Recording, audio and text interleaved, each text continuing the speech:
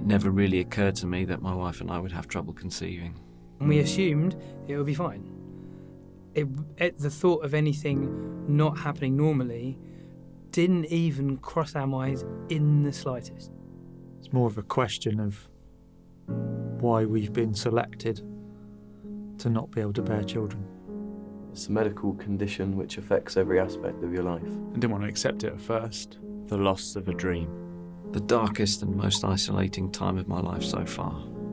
In the UK, approximately 1 in 6 couples will have difficulty conceiving a child. For many, the only option is to pursue fertility treatments, which is complex, invasive, painful, and emotionally exhausting. The treatment itself, out of necessity, is heavily focused on the female partner, while men are perceived to have the easy bit. It is rare for men to speak openly about a subject as personal, emasculating and taboo as fertility. This means that support is severely lacking, leaving the men to suffer in silence. Richard. Hope. Alamin. Frustration. Gareth. Life-changing. Lee. Lonely. James. Shocking. And Johnny Helplessness. will break the silence. We decided to wait until we were married, and we got married and got a house within the same month, and we made this decision to start trying straight away. Having some friends who have been through IVF, it always played on my mind that this could be something that could happen to us. We had thought we may have issues on conceiving naturally. It was late teens for me that I had a couple of operations due to testicular tumours that were found. They were several years apart and all one side, so at the time the reassurance was everything would be normal, but you just sort of have it in the back of your mind that as a result of this, things might not be quite as straightforward as you would hope that they could be. I think my wife and I came to that realisation at different times. She came to it a lot earlier, and I think it took me a few years really to really appreciate. I suppose, buried my head in the sand and thought, it'll happen. We'd been trying for about a year, and we went to the doctor and they said, well, you need to be trying at least 18 months. So we carried on trying for to reach the total of 18 months. And then I went and had a test to find out about my fertility. Around about 6 months after trying to conceive, we obviously hadn't been successful, not even a sign. Paranoia, I guess, set in. And we had to try and find out where we were on that scale of why this isn't working, I guess. After 2 years of trying, during which we thought on numerous occasions we were very close to getting a positive result, we still weren't getting anywhere, so we hung on for another 6 months before seeking assistance to see if there may be a problem. It was after we'd been trying for about 12 months. I guess for most medical reasons they say that you should try for longer than that, but given a young couple with 12 months in and no signs, no late dates or anything, we thought possibly there's enough background for my perspective just to get a bit of help and get checked out for reassurance, if nothing else, that we need time rather than intervention. We were first told that we would have to go through IVF when Sophie came round from an operation, and the doctor very honestly said to us that we would not have children naturally. I wasn't worried. I just assumed it would be something and be like, oh, okay, here's what's wrong, do this, no problem. I didn't think any more than that. I was at work when I found out. I stayed at work for about an hour after while I was processing what had just happened.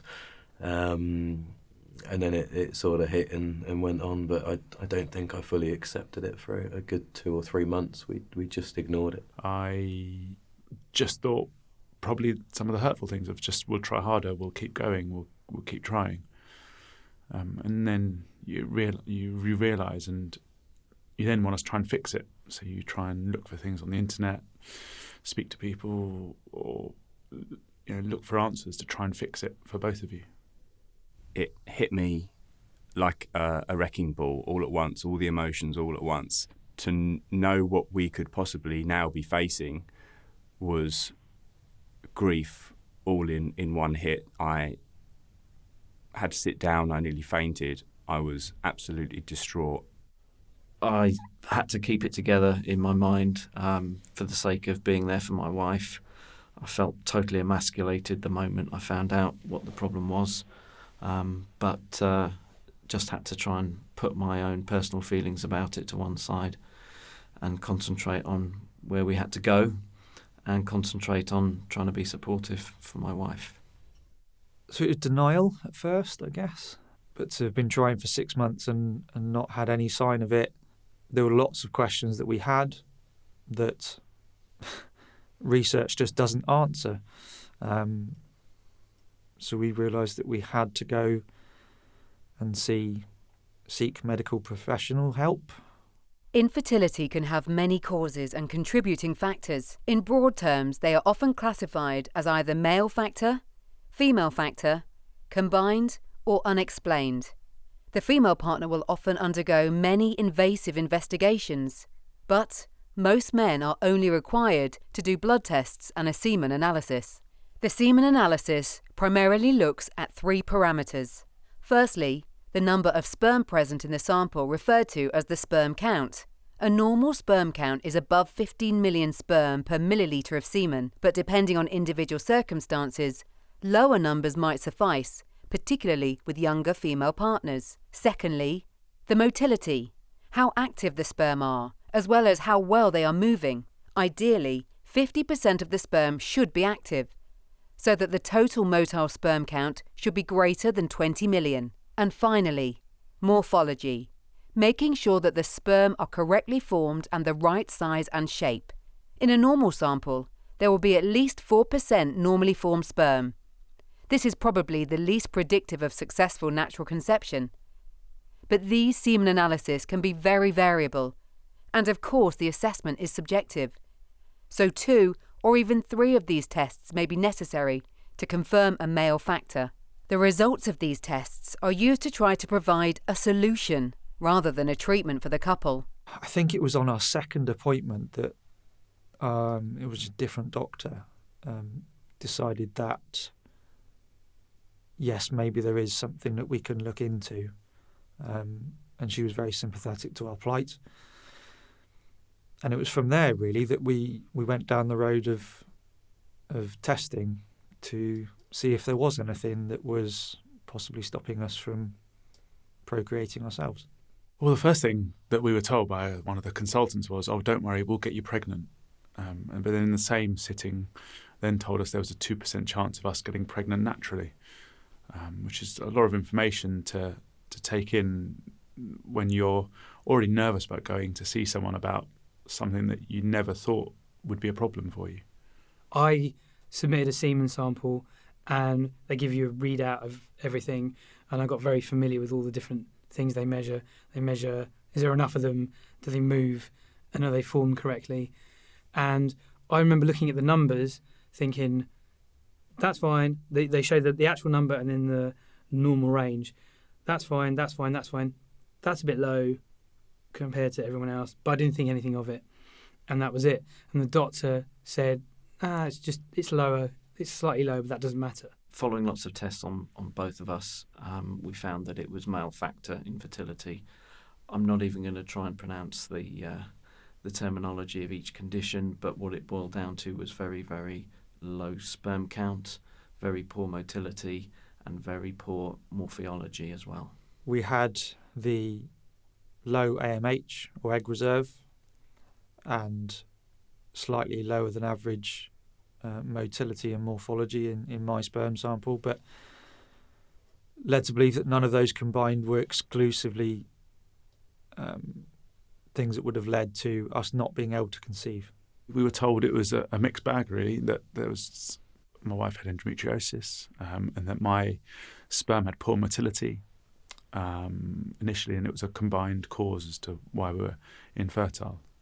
After the surgery, the endometriosis was cleared. My sperm count improved, but still unable to get pregnant. Sophie was prompted to go for a private consultation because it was discovered that she had severe endometriosis, which led to the operations. It then transpired that she had very low ovarian reserve, and again transpired that she had premature ovarian failure. To see those real specific problems out in the open and doctors say this is the problem and this is the reasons you can't have children was extremely hard to bear for Sophie especially. So being told that we had unexplained infertility was hugely frustrating. Having been through all those months of wondering why this wasn't happening for us and thinking the testing was going to give us an answer, we were still left none the wiser as to why conception wasn't happening for us. I felt instantly alone, instantly emasculated. Really, really didn't know what to do. The only thing that I could think of was to keep it to myself, because having the diagnosis obviously had an impact on my wife.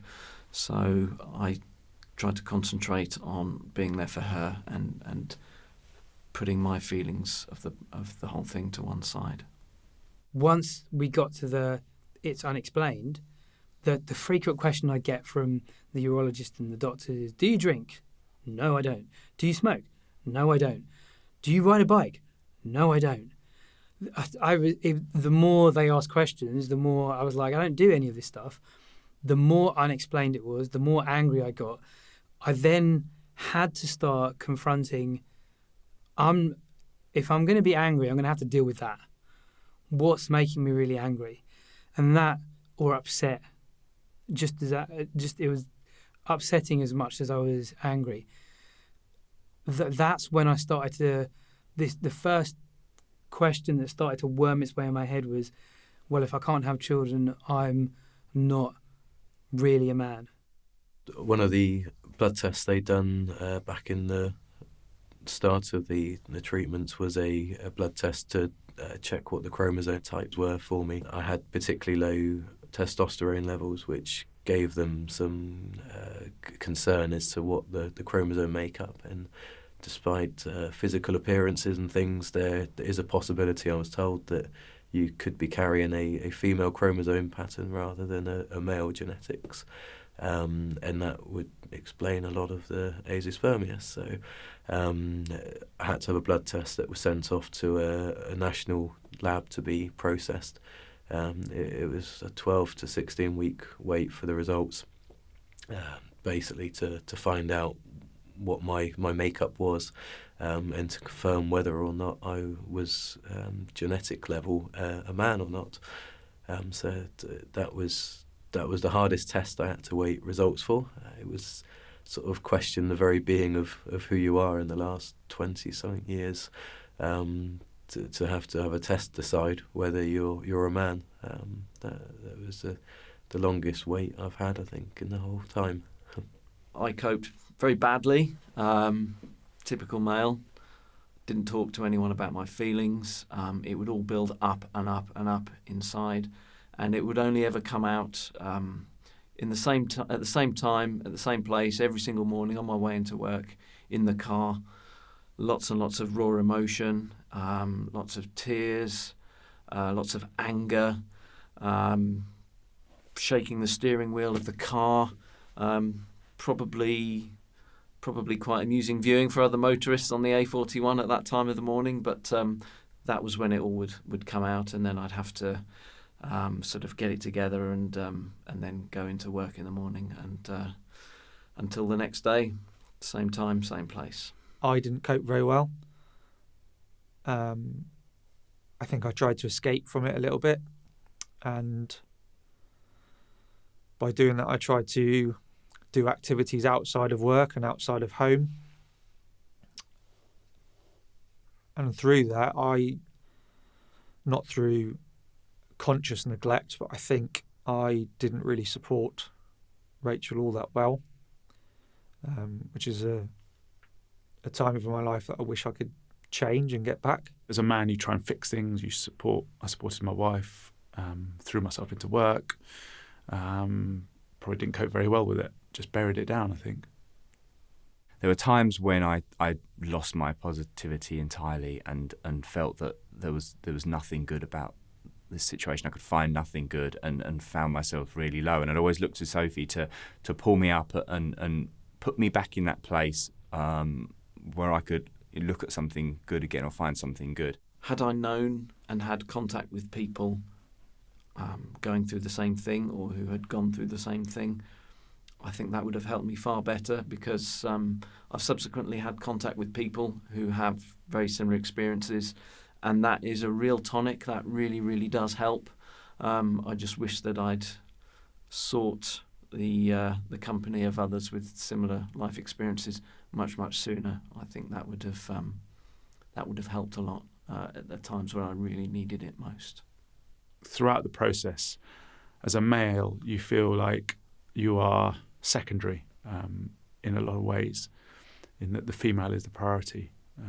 I had a joke with a friend of mine who was going through a similar thing at a different stage with me, and we used to have a joke that we were just the sperm in the process. And that was all our involvement in that process. I don't think we had enough emotional support, and I think most of that probably came from my failure to deal with it. I know Rachel has always been there for me, but I think I really did fail in the husbandly duties to support her with it. At the time the support was offered, I probably, like most men, didn't want any help, didn't want it, couldn't accept any help.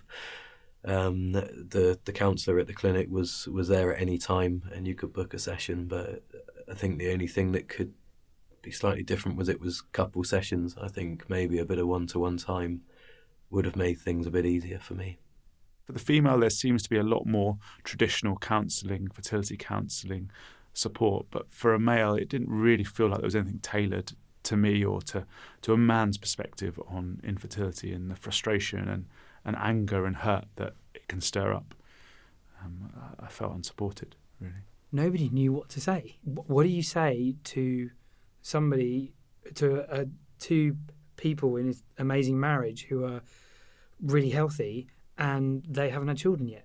Until you're in it, you have no idea how to deal with it, what you're dealing with, but having the support of someone who's been through it before would have been really helpful. I've never really sought it. I've never gone out and found a lot of support. I'm a very closed book and kept my emotions to myself. One thing this has taught me is it's really good to talk and it's good to find people, it's good to find support, and it is needed. Once the issue of infertility has been identified, most couples will be referred to a specialist infertility clinic for further testing and formulation of a treatment plan, usually an intervention using ART or artificial reproductive technology. So the first set of consultations that we went to as a couple, I got the impression there was more of an emphasis on my wife than there was me, more so her than us as a couple. And also, even though it's male factor infertility, I didn't really feel as if I was being spoken to as much as my wife. There was very little directed towards me. We sat next to each other,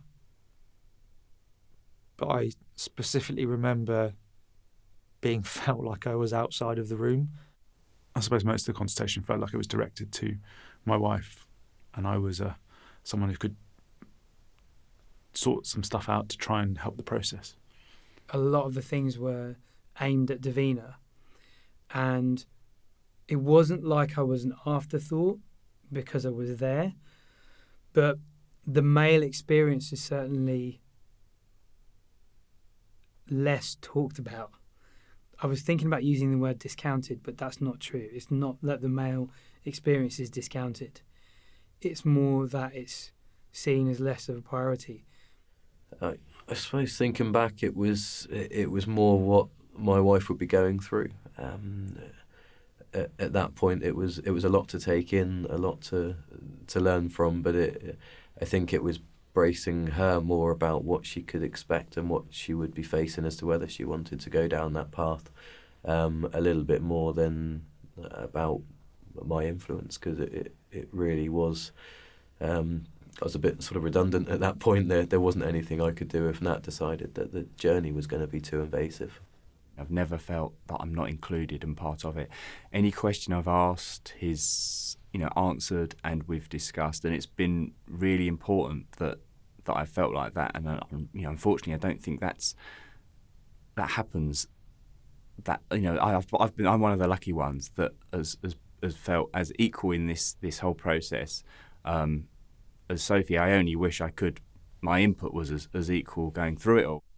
I don't think at any part of the process have I been thought to be an equal part. I've always been the plus one or the sperm, as we joke. I don't think I've ever been treated as an equal in the process, unfortunately. And maybe I don't deserve to be. Maybe emotionally I'm able to deal with it better than my wife. I don't know. I always made sure I asked a question to make sure that I wasn't just sitting there going, or looking around, or I wanted to make my presence felt. For some couples, the various investigations reveal that even with fertility intervention, they will not be able to conceive a child without the assistance of a donor. Regardless of whether it is donor eggs or donor sperm that are required, it is a big decision for a couple who are already under a huge amount of stress.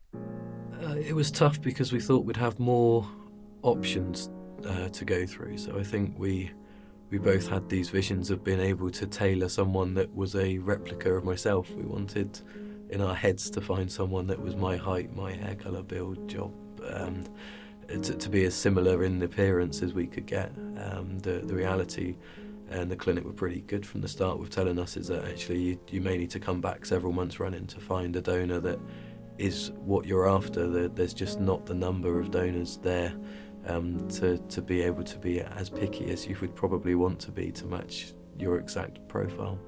A few people say what must have taken a bit of courage and decide to do that and things, which is the nice supportive side. You do have other aspects of it, even from people going through it saying they just couldn't accept the fact of using donor sperm. It comes up sort of time and time again as to it must just be like your wife cheating on you or something like that. The reality is so far from it. If you're in that situation, it's a lifeline, but you certainly get the mixed reviews as to whether people accept it and support it or think it is the wrong thing to do. I think if you're not within the treatment process, if you're not within that position, it's difficult to see why you would want to use donor sperm. It's difficult to see why you would accept to use it. I think a lot of people would be have the whole concerns of where and why, and if it's not theirs, it's no one's. I can sort of grasp why the stigma's there for it, but I think anyone actually going through the process with no options, I'd always try to reassure Nat and say I chose to be with her, and I'm still going to have the element of her within our child. So to me, it's that she's got more to lose. She's not going to have her husband's traits in there, and she didn't object to going through with it. So it's nothing but support. There are three main types of fertility treatment, otherwise known as ART. IUI, or intrauterine insemination. In this process, a sample of semen is taken and then placed into the uterus during the women's natural ovulation cycle. IVF, or in vitro fertilization. Eggs and sperm are collected from the couple and fertilized in a laboratory. An embryo is then placed back into the uterus. ICSI, or intracytoplasmic sperm injection. This is essentially the same process as IVF, but a single sperm is selected and injected into each egg that is collected to assist fertilization. Going to that first round was like stepping off a cliff into the unknown. I think both of us felt quite excited. We felt very positive. I mean, it seemed to have taken quite a long time to get to the first round, and after a couple of operations that Sophie had and the preparations that we'd both put in to get to this stage, we were doing it, and this was it was a good time. We were very positive and excited that we could meet our dream, and that this would work and we would have our baby. My wife took it in her stride. I was really, really impressed at how she just got on with it. For me, it was a bit harder because I still had this growing feeling of emasculation that all of this was happening because I couldn't keep up my end of the bargain. But she just ploughed on through it, and I did my best to keep my feelings to myself, because if there was one thing I didn't want to do, it was to get in the way of what we were doing and to take some of the emphasis away from what we had to go through. I think we're very hopeful. You spend your time reading the statistics, the good reviews, you think that there's nothing wrong with my partner. My wife was perfectly normal results, so you would be one of those lower percentages of first-time pregnancies. I think you do have a bit of excess hope on the first round that you're there, they're going to fix everything, and it will be the only time you need to be in that room again.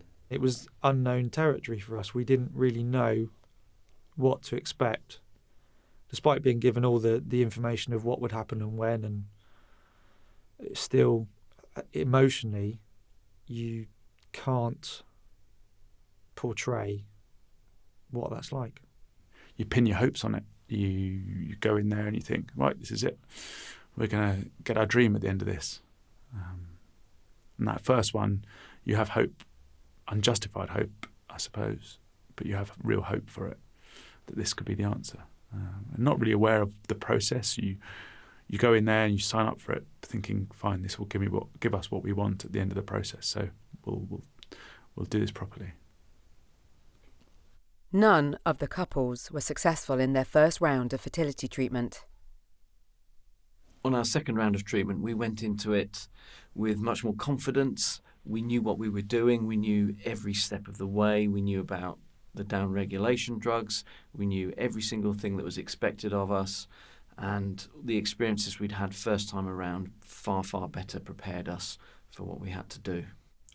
I think as the rounds go on, you lose that little bit more hope every time. You shouldn't. If it hasn't worked a few times, the chances are, in a way, getting better, because it could be your go. But I think each time you stepped in there after a failed attempt, after a failed cycle, it got that much harder to have the belief that time was going to be any different to the previous times before it.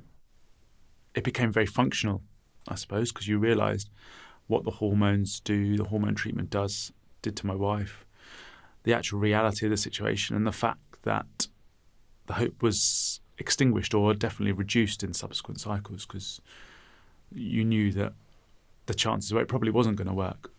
And throughout the whole process, I suppose it's that loss of innocence that I yearn for the most, of not having to think about the temperature of the fridge for storing of hormones, or keeping a daily clock of when various injections need to be administered.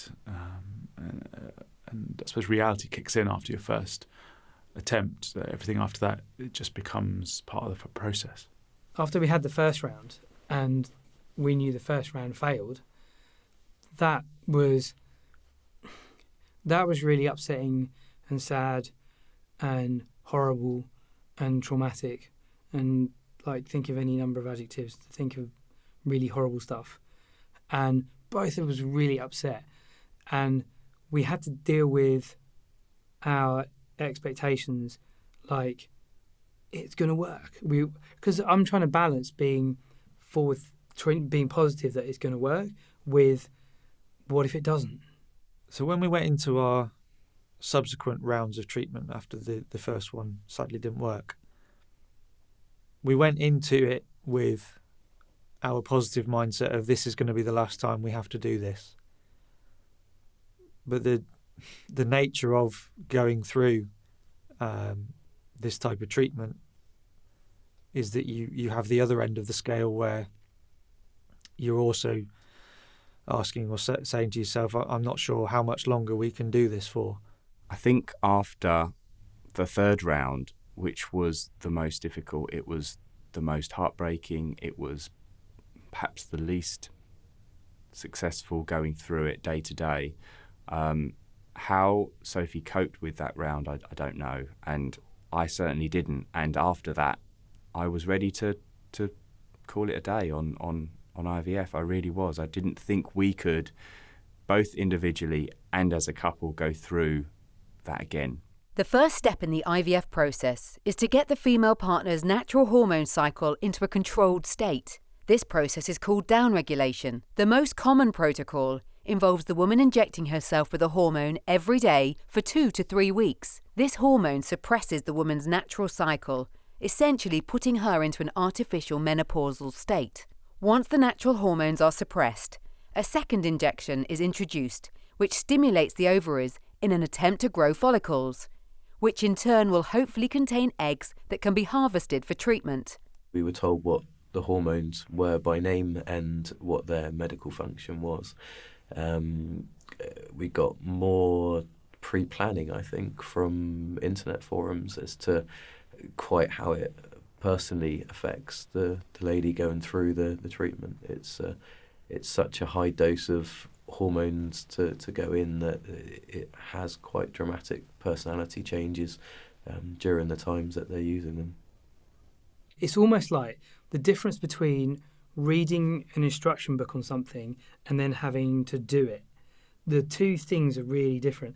So when they explain to us the injections and the tablets or what needs to be kept in the fridge, and I remember feeling overwhelmed and like, how am I going to remember all this or whatever, and clearing space in the fridge for stuff and wanting to keep everything clean and like all of that. But the actual experience of it is a whole other ball game. And I never actually gave any injections to Davina, but she did it all herself, which is just such a courageous thing for any woman to do like that. And I was ready to inject her if she wanted, but she wanted to do it herself. All the information we got was very medical. This is what you'll take, and this is why, Sophie will need to take it, and this is what it will do, which was very useful and very interesting to know, why things were being used.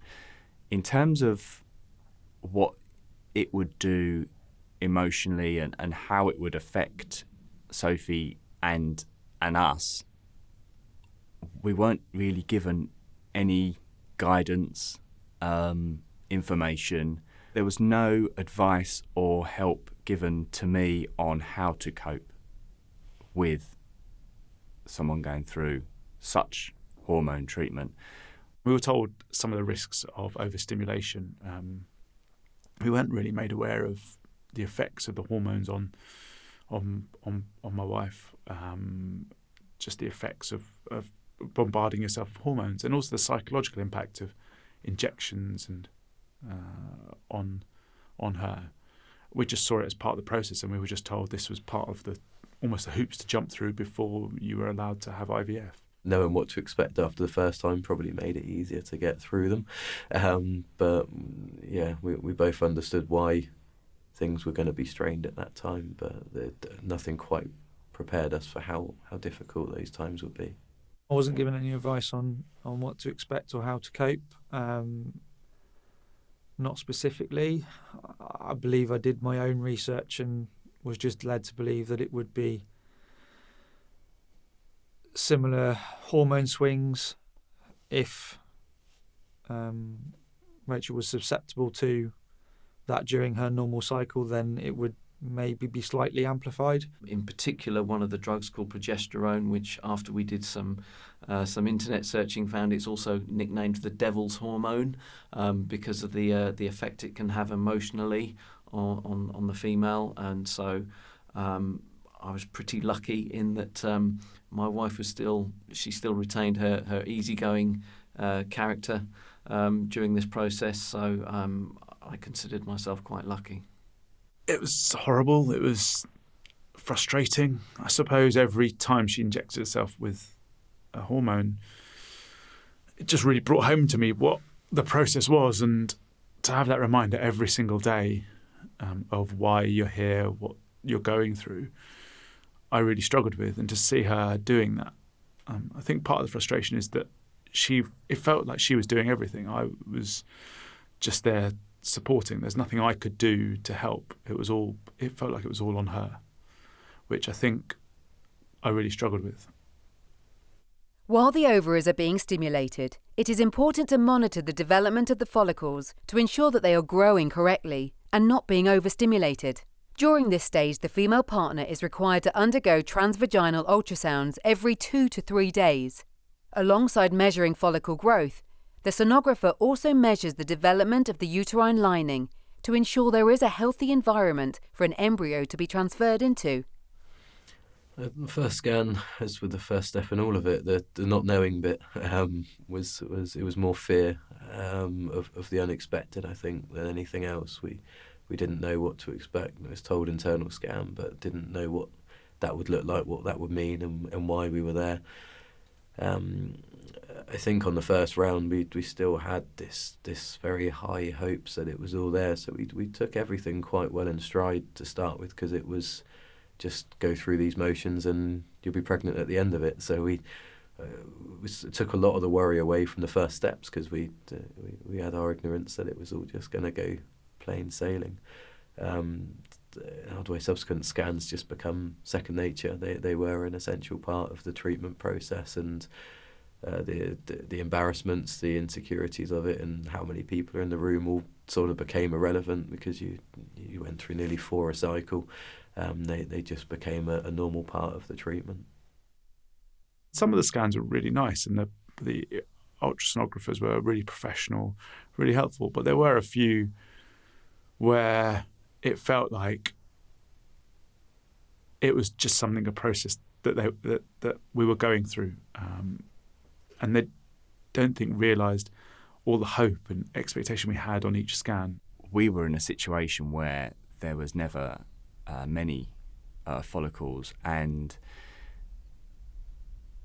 the fact that they were growing, the few that were there were growing, was very exciting, because it perhaps wasn't as expected as others, but it was very nervous every time, because every time you go for this scan, you're looking for them to be there, these follicles, and then for them to be slightly bigger, and then to be bigger again, and with all the injections, they're trying to sort of grow them up to get them bigger, and you want them all to be getting big, but some don't and some do, and it's a balancing act for the doctors to with the medication. But from an emotional point of view, you really go in with a sense of nervousness to try and to just to see what's happening. It was one of those very undignifying things for my wife to go through, and have to lay down on the bench and go through the motions of an internal scan that frequently.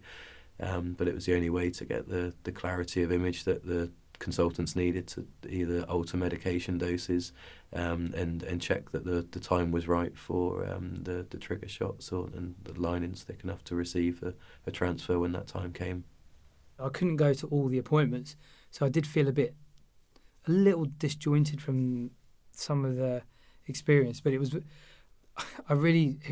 felt I wasn't there for her, and sometimes I felt guilty about that. On the occasions when I couldn't attend a scan, I felt like I wasn't doing my job properly. I felt like I wasn't supporting my wife. I wasn't able to go to the first one. My wife went on her own, and much to my frustration. But the ones after that, I almost felt unwelcome. I felt almost like I was looked at as if to say, why are you here? Why would you want to be here? I didn't feel like they could appreciate why I'd want to be there to hold my wife's hand or support my wife. I think out of the 6 rounds that we went to, I think there's probably been maybe 1 or 2 scans or appointments that I haven't been able to go to. And I always felt it very important for me to be in there with Sophie, so she didn't think that she was doing this on her own. The doctors were very welcoming. They would chat to both me and her, and I would ask as many questions as Sophie sometimes and try and get an explanation. I didn't want Sophie to go in for a scan and then have to come out or see me later that day to explain what she had found or gone through. It was nice that we were both there to take on the information and then chat about it afterwards.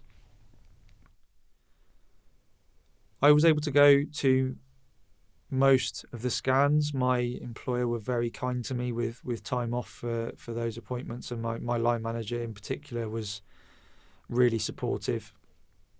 And for that, I'll be forever grateful, because it's not just that I wanted to see things for myself. Rachel and myself were going through this as a couple, and the last thing I wanted to do was to send her off to hospital on her own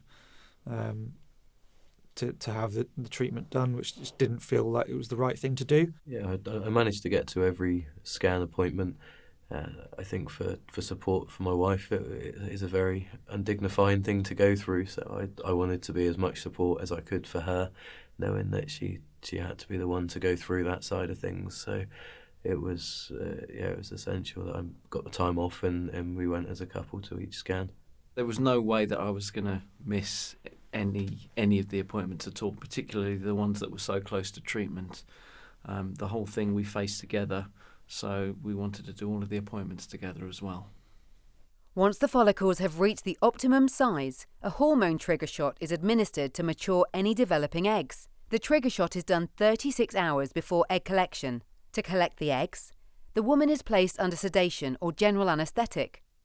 A transvaginal ultrasound wand, equipped with a long needle and tube, is inserted into the vagina. The needle punctures the vaginal wall and is guided via ultrasound into each follicle for fluid extraction. As each follicle is drained, an embryologist studies it carefully under a microscope, looking for eggs. I don't even remember if the word harvest is used, but I'm sure it's used somewhere. And the expectation was particularly high that day. It was like, okay, this is where the rubber meets the road. This is where the sperm meets the egg. So egg collection day itself was full of mixed emotions, really. We went into it really, really apprehensive. It helped quite early on that in the background the radio was playing a certain song, How Do You Like Your Eggs in the Morning, which made us laugh, put us at ease, and that helped very early on. My wife being on tramadol kept us both quite amused for quite a while, so that obviously had the desired effect on her. And then she went off to do the egg collection, and I went off to do the easy bit. Egg collection was one of the worst days, I think, of the whole cycle. We were fortunate only needed one egg collection, but the levels of hormone that had been administered up to that point was the highest doses as yet. So there was a fair bit of build up to the day of strain, I guess you could say, that the hormones generated. It also involved a general anaesthetic, and my wife wasn't that keen on anything surgical, so to know that it was going to be an anaesthetic added the sort of worry to her, which sort of fell down to me for wanting to be the support at a time. I had a very guilty time for me of not seeing her go through that. I didn't want her to be the one that had to have that sort of process. So out of all the procedures, that was the hardest one to walk into.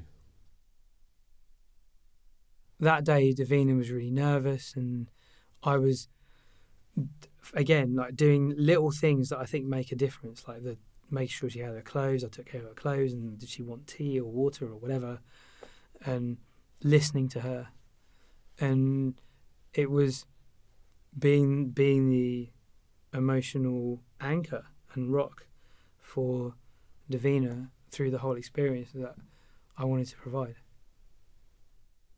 But it's a very nervous day, because you've built this up for best part of a month to get to a point where you hope that you've got some mature follicles, but not only that you've got eggs inside them, because that's not always the case. And obviously with us having the news that Rachel had low anti-Müllerian hormone, that the egg reserve was lower than average, going into theatre for that was still an unknown and scary experience.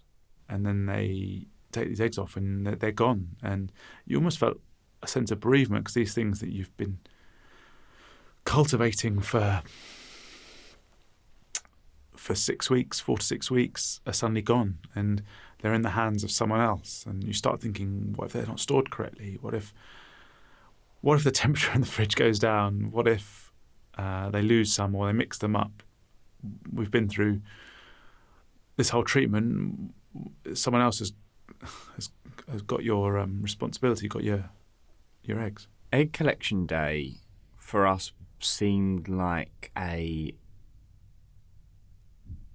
quite a success to get to that stage and to know that we'd got that far. It was, again, extremely nervous. We were very anxious with the situation. We never really knew whether, well, I wasn't ever really sure whether eggs would be collected. I was always extremely positive that they would, and never thought that we wouldn't at least get one or two collected. But the journey up was often quiet, and we were both very anxious. On the actual day of egg collection, when we were there, watching her go through I suppose submit herself to the surgery the way she did was inspiring in that there's a different level of commitment to the whole process. So it was really tough to see her undergo that. And I knew her fear of it. I knew the fear of the injections building up to it. It was the hardest thing I think both of us went through. My partner physically and emotionally really struggled with it, which meant me needing to watch her physically and emotionally struggle with it as a result of my infertility. To this day is still one of the most hurtful parts of the journey. Not being able to be in the room with her and try in any way as I could to provide comfort, that was tough on me because I felt, as I felt throughout the entire process, useless. Luckily, though, she was very, very pragmatic and just let them do what they needed to do, and didn't let it bother her. If there was some way that while she's going through what she's going through, that I could too, and share to that level the experience and the pain, then I'd be there straight away, and I'm sure most men would too. I just used to pace the room, up and down, waiting for someone to come in, and when the nurse would open the door and I don't know, take the bed out or just say, "How am I okay?" I was expecting her to come back, and I just wanted her to come back, and of her to be okay was the main thing, and then just some good news. I would have gone in. I don't know whether it would have helped, but if Sophie wanted me to, I would have done. If I could have been in there, I would have, in the same manner as we were side by side through every other part of it. Yeah, she wouldn't have known I was in there, but I would have liked to have known that I was there for her. I would have really liked the opportunity to be in the room with my wife during egg collection. Apart from anything else, I'd been with her throughout all of the appointments that we'd been through so far, and this one particularly being the most invasive. I wanted to be there to hold her hand and to look after her in whatever capacity I could. So I was quite disappointed that I couldn't be there with her for that. There was one time when there were no eggs collected, and I had left the hospital room to go and get something to eat, and on my way back from getting something to eat, I saw a missed call, and so I rushed back, and she was in the room, absolutely broken. They'd collected no eggs. We got to that stage, and there was nothing there, and I'd never seen her so down, so depressed, so sad. That was a very, very low time to be in, to have gone through all of that and not had anything out of it, anything even to hope on. On the same day as egg collection, the men are required to perform the easy bit. They are given a small pot and are escorted to a room where they must provide a fresh sample of semen. On egg collection day, I'm going to do my part. I don't remember if Davina was somewhere or I was somewhere, or like where I went, or how I got to where I was going. But I remember I open the door, there's a corridor, then there's like a definite feel, atmosphere change as you go from where all the women seem to be to this small pocket of the clinic that's the man's bit. So the room that I had to use to do the easy bit, as it were, it was a little bit like what I would expect a man cave to be. There was a television there on a TV unit and a DVD player. There was a black leather chair and a footstool. There was a basin. There was a toilet. And next to the toilet, there was a bidet. Dimly lit room off a corridor with no windows. A wash basin, a hatch, and a sofa, and not much else really. It was very clinical. It was very, right, just do what you need to do and get over it. It was a small room with a couple of chairs, and actually we'd had a consultation process in the same room to sign the consent form for the egg collection earlier, which was bizarre. I open the door and I go inside, and it's a really small room with a seat that has a plastic cover on it. I went over to the TV unit, opened up the cabinet doors on there and found a couple of DVDs. One of them had a title something along the lines of The Revenge of the Busty Brunette. And then on the wall, there's like a newspaper rack. And in the newspaper rack, there's a selection of pornography.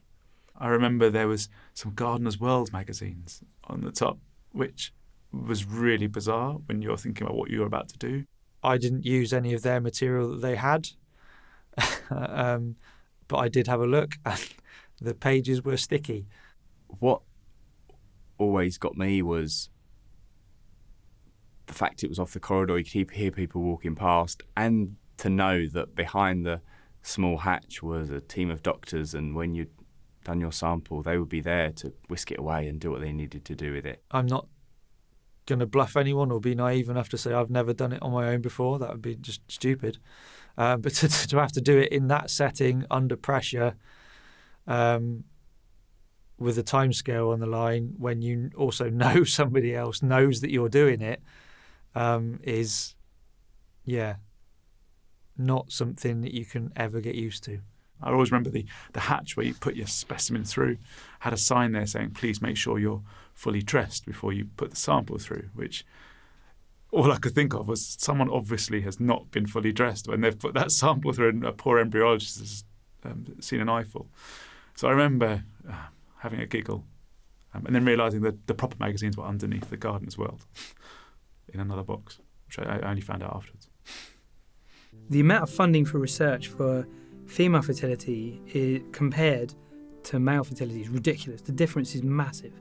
So equally then, the preparation and information that women are given as opposed to men is completely different, which is it just seems like it's really simple with men.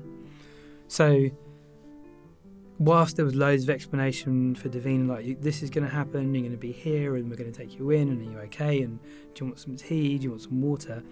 With men it can feel like, right, here you go off and like do your thing. It seemed fairly odd. It was a new experience. It was something totally different. I didn't think I knew what to expect. And it felt like everyone was just waiting for me to come back with a little pot and say, there you go, let's just continue. I wasn't given a huge amount of information.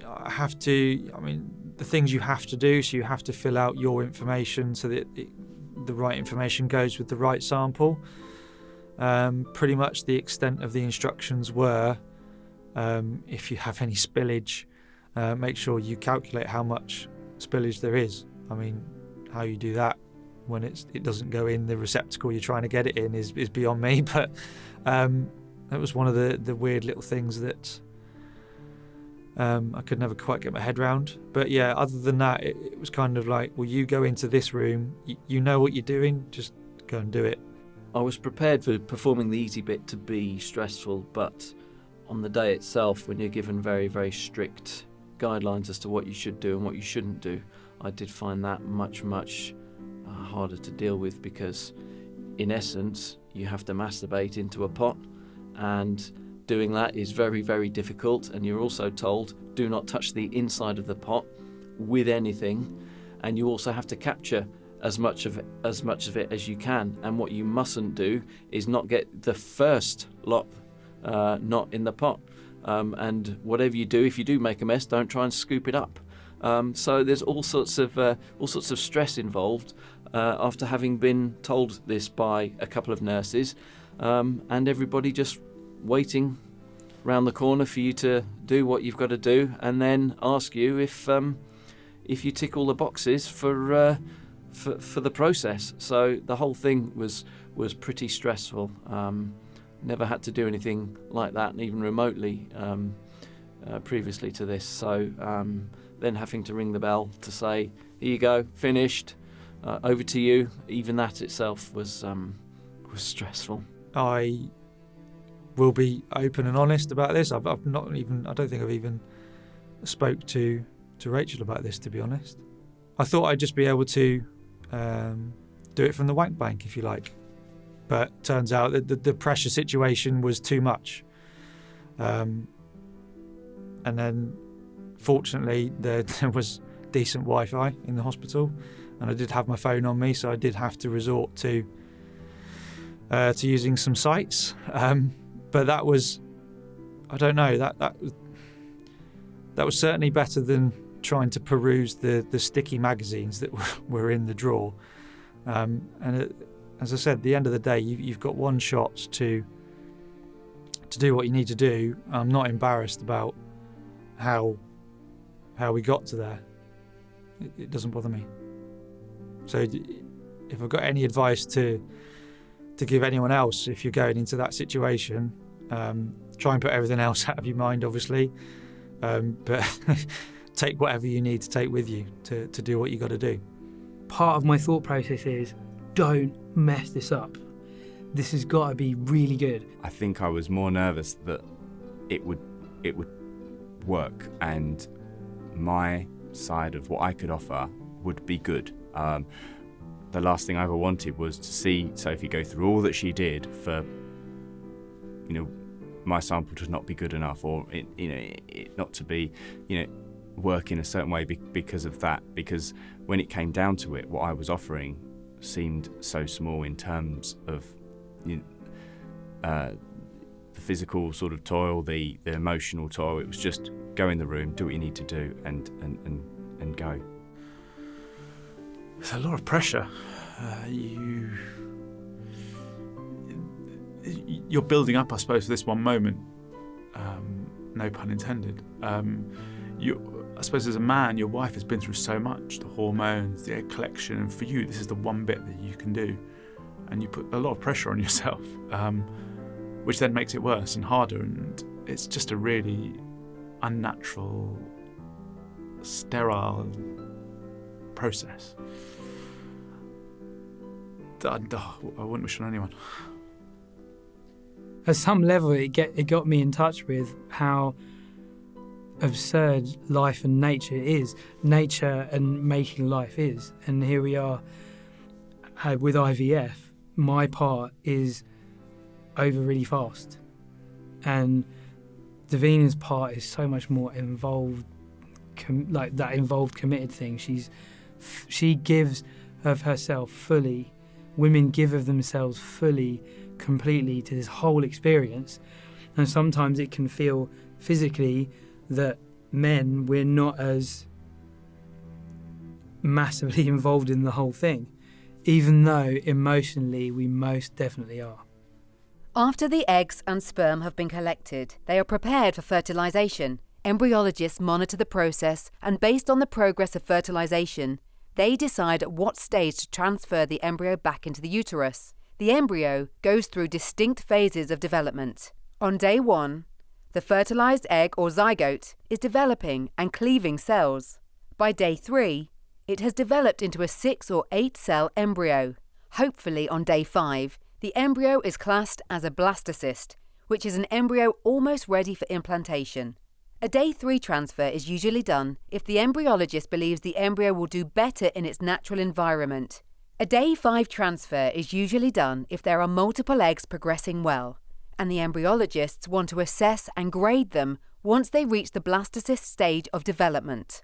Waiting for the phone call is, without doubt, apart from standing at the altar waiting for Rachel to arrive before our wedding, is the most nervous I've ever felt in my life. Watching the clock, waiting and waiting and waiting, and then eventually getting that call. Yeah, you try frantically to remember what time they said they were going to call, and then you're literally watching a clock, waiting for that phone to ring to tell you how many are fertilised, and I almost prepared myself for the worst, but deep down you're hopeful, even though you're trying to prepare yourself, and you don't want to get too carried away, I suppose, because you just really are waiting for that phone call and that glimmer of hope.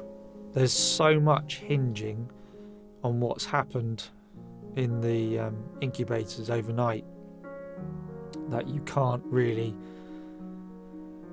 get a grasp. You can't move forward until you have that information. You can't make any plans for the day because the news that you're going to get will dictate your mood for the day.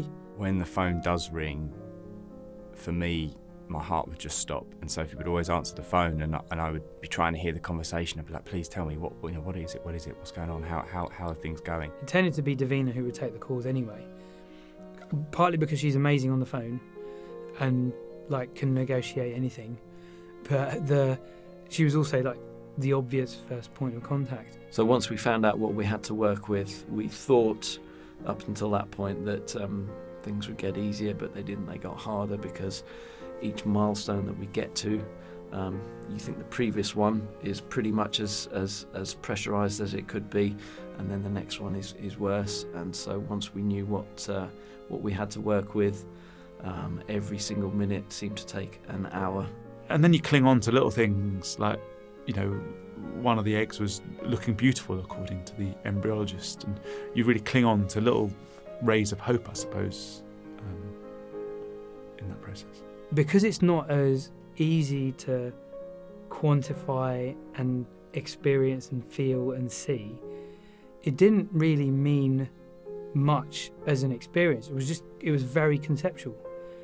We had this many embryos from the sample, and what's the next step? But very quickly you move on to thinking about the next day's call. When the couple are called into the clinic for transfer, it is decided which embryo will be put back into the uterus. The embryo is placed into a syringe with a long catheter-like tube using ultrasound. The tube is inserted through the cervix, and the embryo is transferred into the uterus. It is then up to the embryo to implant itself, as would occur in a natural pregnancy. What we really wanted was a 5-day transfer rather than a 3-day transfer, because if you get to day 5, then that's because you have what's called a blastocyst, where the embryo expands, and you know that at that point that you have a better chance of that taking once reimplanted than you do if it's a day 3 transfer. So what we had everything crossed for was for a day 5 transfer, which getting to day 5 was pressurised, because you get to day 3 and you think, okay, does it have to be today? If it does, then we know we have less chance of it working. And so then we get to day 4 and day 5, and you'd think that the pressure would ease, but it doesn't, because the expectation just gets bigger with each day. So we got to day 5. We had 2 blastocysts. One was the highest level of quality that you can expect, and one was just behind it. So we had both of those reimplanted. You're excited, you're hopeful that you're going to be pregnant. And so you go in there. It's a similar kind of process in terms of in theatre, where they do a trial run, essentially, to get all the kit ready, and then they inject the real thing, and you're given a choice. We spoke to the embryologist beforehand about what the eggs look like, how many we wanted to transfer back, And then it's all systems go, really. That was probably the most emotional day at that point, because we didn't know. Again, like, I knew intellectually what was happening. It was made more real because, like, I could see, I was in the room and Davina was lying down, and it looked like they were injecting something into Davina, but I could see it on a screen, but I had no concept of what it actually looked like, really. And like, he would say that there's the embryos going into Davina's womb and all of that. Well, it didn't really mean much to me on the screen. But then seeing that in the clinic made it real. And one of my close friends said to me afterwards, like, technically, your parents at that point, which really made me go, oh yeah. It was quite a strange thing to be in a room with us, sort of 5 people, and you're watching on a screen where an embryo's being put back. It's a bit strange. It's strange to see the moment that could become your future child. The life it's a fascinating thing to sort of watch if you're into science and medicine, but it's just how far advanced things are. But it's also nice to be able to share that moment. It's not your partner sat in a chair on her own with it. It's you're still as involved with it as you can be. It's weird. It's exciting, but also in a weird way demeaning, in terms of that could be your child. That could be your child in the future, and that's how it's happened. Obviously, you're excited because that could be your child, but it just feels surreal, really surreal, going through that. It's like being blessed in many ways, that you don't get to see this happening with a natural conception, and often that will happen with no knowledge. So to be able to see our potential future actually going through this process was a bit of a blessing. So you actually see the egg going up the tube. It's a tiny black dot against a white background. And you see it work its way all the way to the top, and then there's a final squirt where you see it all come out with the fluid that it keeps the embryo safe in. And you can see them left there, and you know then that what is left to come now is nature taking its course. I think for us on the last round, we'd almost sort of lost hope of anything.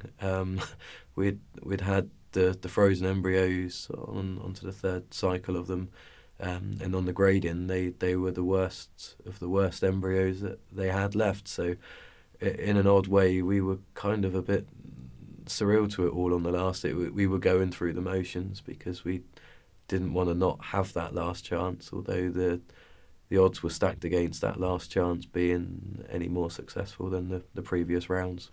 There was one occasion when we went in for transfer, and we had one embryo that wasn't of the greatest quality, and we saw the doctor, somebody who we don't usually see, when Sophie asked, what can we do to make the situation better, to perhaps, if this doesn't work and we have another chance, what could we possibly do for, a better chance? And the reply came from the doctor, getting a time machine and have children earlier, which ruined every hope and anything. That whole round was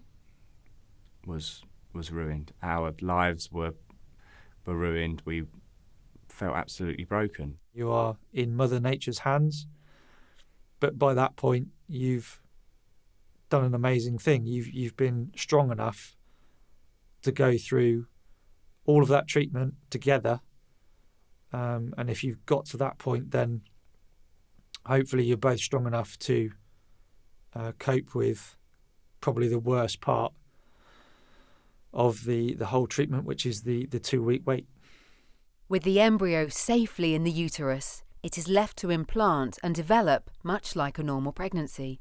Due to the amount of time the process takes and the continuous hormone treatments, the couple are required to wait 14 days before taking a pregnancy test to find out if the procedure has been successful. Taking the test before the 14th day can give either a false positive or a false negative result.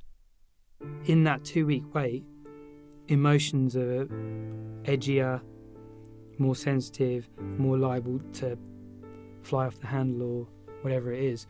It's 2 weeks of absolute purgatory. But the time you have to fill in that 2 weeks seems like an eternity. The most nervous and anxious 2 weeks. It seems like 2 years. You've got the hopes, but you've also got that fear of it not working. It's the most testing time we found as a couple to get through, to be able to survive those 2 weeks. It's very challenging. This is the most stressful bit of all, I think. And it's probably the most emotional, well, the second most emotional bit of all. Because so much of that time became about taking care of Davina, make sure she was all right, and not getting stressed and not getting upset and not making sure she's not like getting worried and stuff. The most slow, most draining time that we went throughout the entire period, really. You spent a lot of the time doing what you promise yourself you're not going to do, which is searching the internet for some kind of clues, searching forums. Okay, well, we're on day 7, so what's happening to people on day 7 who ultimately go on to get a positive result? And then we realise that everyone's different, so what worked for one person is completely different and had a completely different outcome for others. So we just had to switch off from doing that. But the 2-week wait for us was the most harrowing and slow and frustrating time throughout. So yeah. I tried to keep as busy as possible. I always think if I can be doing something, at least I'm doing something. You can never really take your mind off it. It's always there. It's always lingering over you. But I try to keep busy. I think worked as much as I can. For Sophie, it was much more difficult. She was resting a lot, as much as possible, and with that, there's a tendency to just get on the internet and see what you can do to make it work. Make things better. And on one side there's one thing, and then on the other side there's something totally opposite. It's a minefield of how to try and make things as good as possible. Threw ourselves into work. We just try not to think about it. But it's natural that you become really responsive to any symptom that your wife has in terms of any type of pain, discomfort, symptom. You just really analyse, thinking, oh, is that a good sign? Was that a good sign? You look on the internet, you think, oh, that's a good sign. Or on a forum it says that someone was successful when they had that symptom, so that means we're going to be lucky. Or the worst side. And I suppose I tried to hide some of the stuff from my wife. If I've read a symptom that wasn't great, I just keep that to myself, I suppose, because I didn't want to worry my wife. It's so difficult to describe. I can't. We coped with doing as we normally did, which was status quo for us, is as sad as it may seem. Getting great enjoyment out of TV series and films that we watch, and going for short walks with the dog, eating good food. I mean that's and healthy food at that time, and that's all we did. There wasn't really much coping, I don't think, in the 2-week wait for us. There's the honest answer. It was a very difficult time. We both had different views. My wife wanted to test day 5 because to her she needed to know. My logical head was saying it wouldn't know at day 5, so you're just gonna end up beating yourself up for a failed cycle that might not be failed. So we had a very big clash as to what challenge, and invariably at 2 a.m. you knew what she was doing. She needed to go through at day 5. So it's very hard to try and keep spirits up when you've had a negative test, even if you know it's far too early to give you an accurate test result. The 2-week wait gave us a lot of time to think about what we were going to do if this particular cycle of treatment didn't work. Whereas for a previous cycle, we didn't give any thought to that. We were just focusing on we must have a positive result.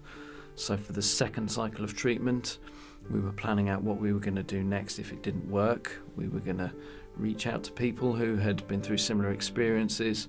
We were going to have a nice holiday. We were going to look at maybe moving house, all sorts of things like that, so that we could fill the time, those long 2 weeks of deep emotion, a little bit easier. It felt like it was us against the world at that point. After waiting for maybe months to start IVF, for days between scans and blood tests, and then waiting for results, waiting for that call to see if the eggs are fertilised, waiting for transfer, the 2-week wait, you're then told at the end of that to wait an extra 2 minutes for the pregnancy test. 2 minutes that just drags and drags. Every second seems like it's going at half the speed. But after that 2 minutes, you don't want to see, you don't want to look in fear, in absolute fear that it hasn't worked. All of that toil, all of that hardship, every physical and emotion that you've been through the last month or so essentially is coming to an end. I didn't want to do it, which was really, really strange and bizarre, because you spend so much time going through all of the emotions of, is it going to work, is it not going to work, and then when it comes to the crunch, I don't think I want to do this test now. I'm not sure whether I could now cope with having a negative result, but I also want to experience the euphoria of having a positive result, and it kind of feels like almost like a purgatory or a no man's land. I didn't get woken up through most of them to start with, because my wife had a good habit of sneaking out at 2-3 in the morning and trying to get the test done, because 8 o'clock was just far too late to wait in. Sort of good and bad to it. When it was bad, it meant that you didn't sort of know, so you weren't there for the bad side. She'd just sort of do it, hide the fact. Normally not tell me, because I'd complain that she'd taken a test too early, and you'd find out hindsight how many she'd actually taken and where they'd gone. When you've wanted it for so long, there is no, if sadly it's a negative, I've never had a worse feeling in my life to have seen your partner go through all of that anguish, to have been supported by all of our family and friends who've invested time, money, for that to all be for nothing was soul destroying, for want of a better word. Well, for us, my wife started experiencing symptoms of failure of implantation, or miscarriage, I suppose, a few days before. And so in our heart, we knew that the treatment had failed. And then you still have to undergo a pregnancy test at the end of it, which is a really horrible, horrible experience, where we rung the clinic, said, this is what's happened, and you know it's failing. They know the treatment's failing, but you still have to inject yourself with the hormones. You still have to carry on with the injections and the treatment, and you still have to do a pregnancy test to tell you what you already know. And that was a really horrible and surreal and frustrating experience, going through the motions, essentially, to tell you what you already knew. We never had a positive result. And I don't remember ever being able to say anything after finding out it was negative. I wanted the floor to swallow me up and just take us away somewhere else, somewhere happy.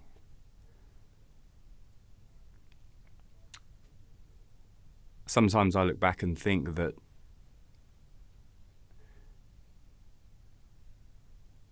maybe if it wasn't going to work anyway, that it's best that it doesn't work then, rather than have that result, a positive result, and then it can all go wrong. Perhaps it was best to know that it wasn't working, and we could then make a decision to try and fix ourselves inside and move on to the next round or something else. Would I have been more nervous if it was a positive result and then something could possibly go wrong after? I don't know, but it was absolutely devastating every time it didn't work. Negatives were tough. I think because it still wasn't the end of the process. You had the negative result, but you still had the physical element still to come. The pain, the emotional side that was going to follow in a couple of weeks, and so you not only had the disheartened bit of it hadn't worked. You sort of knew that the worst in a way was still to come. You're gonna physically grieve and mourn that for a fair while to come before you can even accept what hasn't happened. So yeah, there was never a good bad one to go through. They all hurt. So our negative result came on Mother's Day. That was probably the worst day of our infertility journey, to be honest. All I could think of was, what do I say to her if it's a negative result? How can I provide comfort? I've racked my brains throughout this entire journey to try and find words of comfort. What do I do now if we see that it's a negative result? When we got that result both times, I went into support mode, but I was very aware of how I was feeling, and it was similar to how I felt when I started to get the questions about my infertility and I started to examine my infertility, and the sadness and upset and frustration, but very quickly that became anger, and how angry I was at life and the situation I was in and why had this happened, and the demanding for a reason, for an explanation, and to make myself feel better, because I think that would have helped me deal with how I was feeling. And there was nothing. There was no answer to how I was actually feeling at that point for me, and on getting that test result.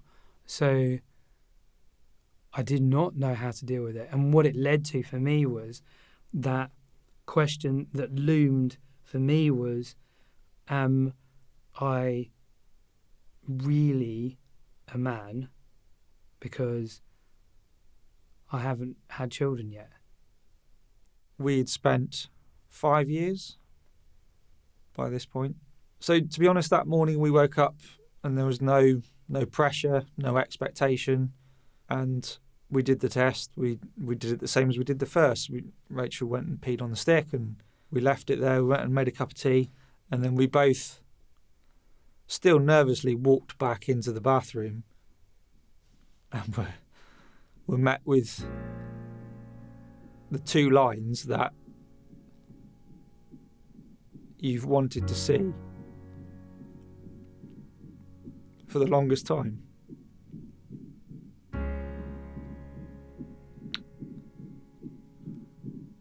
And it just hit us both, like I said, with stunned silence. We couldn't quite believe what we were looking at. And it took, to be honest, it took until we went into the clinic again and had it confirmed for it to sink in that this journey, as tough as it's been, and as emotional as it is, was worth every drop, every tear, every penny. And now we're fortunate enough to have a beautiful 10-week-old boy as I speak to you now. And it doesn't wash away or get rid of any of the experiences or pain that you've been through. But it's just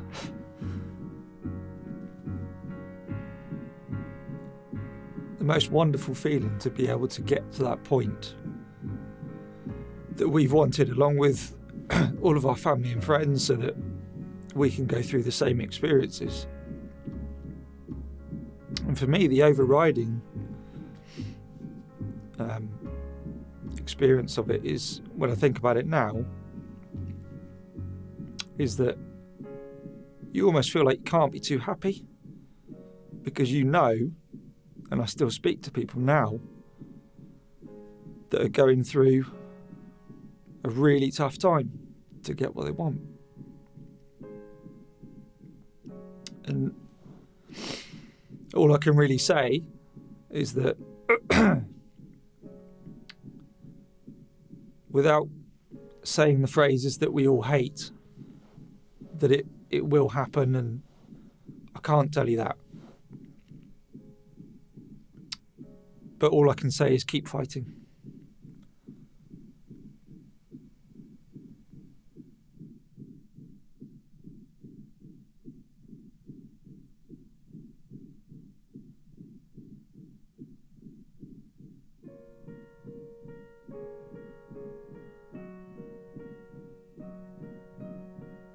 When people ask us how we felt seeing the positive result, I'm always reluctant to talk about the euphoria that we felt, because we're amongst the lucky ones, and not everyone is lucky when they have IVF treatment.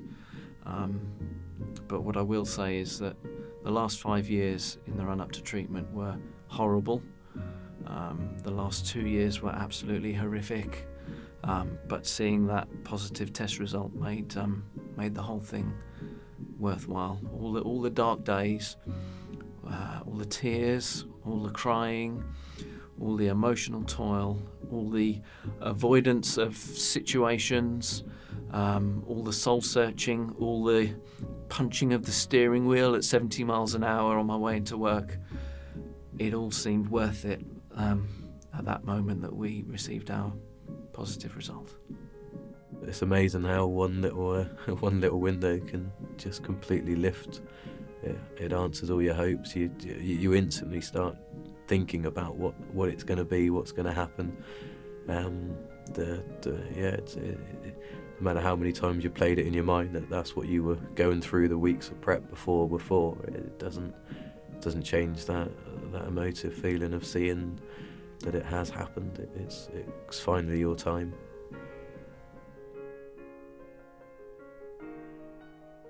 After 5 years of trying to conceive and 2 rounds of fertility treatment, Richard and his wife Terry welcomed their son James into the world.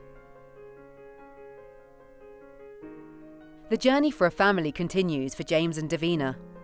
Since filming, they underwent a 3rd unsuccessful cycle. They are now having more investigations and starting to look at a broader range of treatments. Johnny and his wife Sophie decided to explore other options after 6 failed rounds of treatment.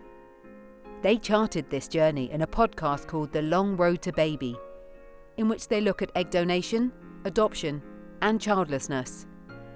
They have yet to make a decision on which road to take.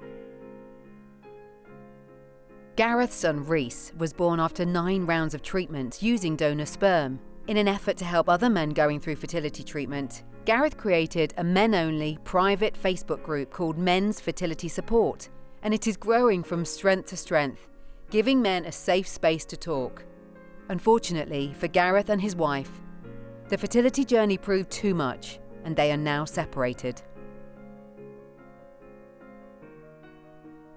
Alamin and his wife Pippa decided that after 3 failed cycles of treatments, they would take time out and focus on their careers. They are now considering adoption as a possibility in the future.